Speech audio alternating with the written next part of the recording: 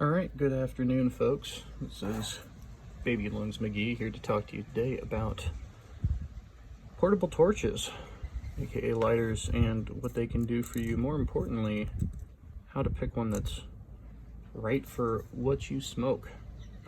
So I'm sure you know on this channel I mostly talk about cannabis, mostly the kind you can smoke. So today I'll be talking about my experience with it. I don't know why I'm holding this pen. My experiences with just kind of figuring out what lighters work for me, what doesn't, and how I've wound up on my new favorite. So everybody knows the BIC.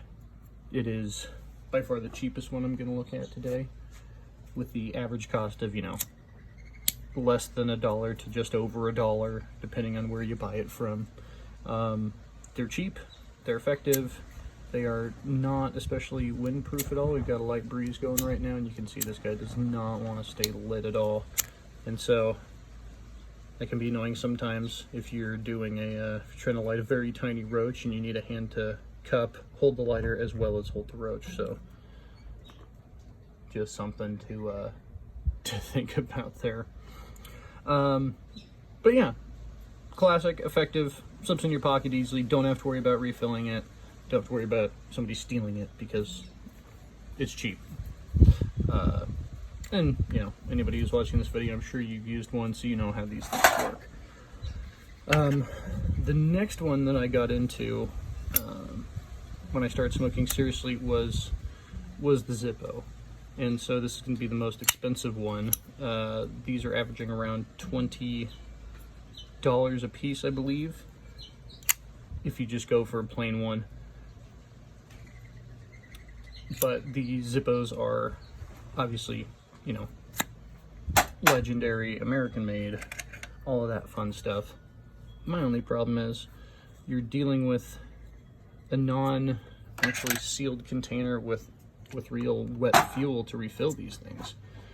And so, you can add too much, you can add too little, you can get lighter fluid all over your hands. There's a big old drop down here on my tray now. And then I have to flip this over and make sure I don't drop any more of it than I absolutely have to. But just let that burn off. There we go. So that can be a little tedious at times, and sometimes I can just, at least in Vegas, if you leave the top open, it can actually evaporate the fuel out of here. And this stays, or whichever lighter I'm using, stays on my tray outside pretty much at all times. So as much as I love the class of the Zippo and the heft and just it being an American classic, my favorite is still going to be these guys. And so I know what you're thinking. Why? These don't look that much different from the Zippo. They're not that much different in the size. What's the deal? So why I like these more is, well, you have the tube lighter, which is made in China, and you can go anywhere from tiny flame to decent sized one if you're trying to roast a bull or whatever, or if you're trying to light a roach, you can just pull in on this little tiny flame. You don't have to worry about burning the tip of your nose off or anything like that. It does have a piezo electric lighting system, so you don't get the neat flint that you do in the regular ones, but you get that extra added benefit of not having your finger next to the flame. So if you really are trying to light something and it doesn't want to go, hell, I use these to light incense cones. And I've never burnt myself on either of these. I have burnt myself on both a Zippo and a BIC several times, even when I'm trying not to. The only big problem with the BIC is, I'll light it, and the nice thing is you can set it down and keep it burning, and cup your hands around it and hold the roach, whatever you need to do. But the problem is, this whole time, this whole thing is metal, and it's already getting warm. So the entire time that that's burning, you still have to worry about picking it up and closing it at some point, and you might scorch yourself. So while we have the tube lighter, we also have just the standard clipper, which obviously has a very nice nice size flame to it. And the other nice thing is you can go at angles because it's just pressurized butane. So if you're flipping it over trying to light a bowl or something, you're not gonna, you know, the tube inside of here isn't gonna basically come out of the fuel. So you're not gonna have to worry about that. And this is probably too hot to grab, but I'm doing it anyways. Now it's toasty. And the other nice thing is I use this a lot more than I thought I would. And so, let's see, sorry if I can get that to focus. So this is the legendary Clipper flint poker. So what the nice thing is about this is when you're done, you don't have to you don't have to come down here and unscrew this and hold on to the spring and all that stuff to replace the flint. Replacing the flint in these is literally, if you can just get the pre-made refills, is literally as easy as just popping a new one in. Another reason I like these is refilling these is a lot more straightforward. You don't have to open anything, you don't have to do anything crazy. You go get yourself a little can of butane, which is, let's see, about $9-10 a piece for a can of this, whereas the Zippo fuel's like, oh geez, what is that? $8 to $10 a piece. So, you know, not too far off. The Zippo flints are a little bit cheaper. But I mean, refilling is easy as boom.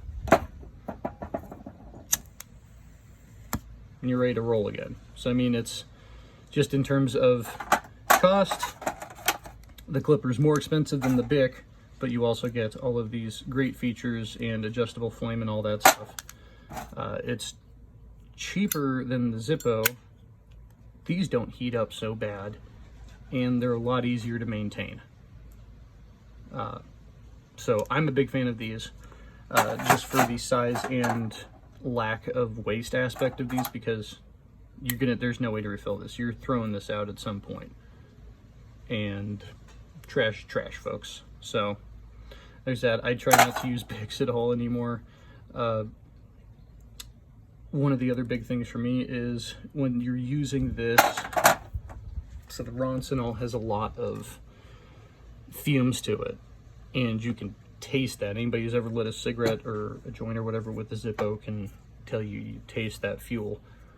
You don't get that with the refined butane. You just get the heat. So that is a big thing for me. I don't get that initial burn in my lungs whenever I first light up anymore with these. So I'm a big fan of that. Windproof, they do okay. They're not terrible. We got an okay little breeze going right now. I'd say they're definitely better than the BIC. Not as good as the Zippo. The Zippo's got this whole cage around it, so if you live in a particularly windy place, maybe this is the way to go for you. Maybe you don't mind all of the, I guess, the upkeep and extra maintenance required because you just love having that piece of American metal in your pocket.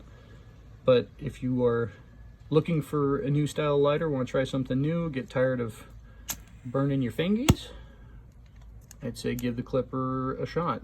Should be able to be found in any decent local smoke shop wherever you are. So yeah, that's about it. So cheap, effective, but extremely wasteful and not much visual appeal. Expensive, lots of visual appeal, lots of lots of tactile and auditory niceness here, but gets hot. The flint replacement, I think, is kind of a pain in the ass. Requires a lot more upkeep. These guys are about as simple as BIC lighters, but they have everything is replaceable, and you don't taste gas when you first light up your smoke, and that's big for me. So that is about all I got for that. So those are my thoughts on lighters and why I am probably going to be a Clipper fan until they stop making them. Hopefully they don't. But let me know down in the comments what you guys like to spark up with, and or if there's any other lighters that you found that you think are superior to the Clipper or the Zippo. yeah, anyways, thanks for watching. If you made it this far, please take a moment to like and subscribe if you found this interesting, want to see more stuff like this. It would really help me out. And as always, if you have any questions, put them down in the comments. Let me know. If I get enough questions, I'll make another video to address the questions. Otherwise, I'll just reply directly in messages. So anyways, thanks for stopping by, and have a good one.